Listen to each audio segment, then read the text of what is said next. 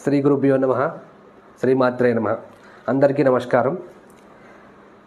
ఈ రోజుల్లో పిల్లలకి ఏదైనా గిఫ్ట్ ఇవ్వాలంటే వాళ్ళ పుట్టినరోజులకు కానీ మిగతా కార్యక్రమాలకి ఏదో పెన్నో పెన్సిలో లేకపోతే ఏదో బొమ్మలు లాంటివి ఇస్తున్నారు.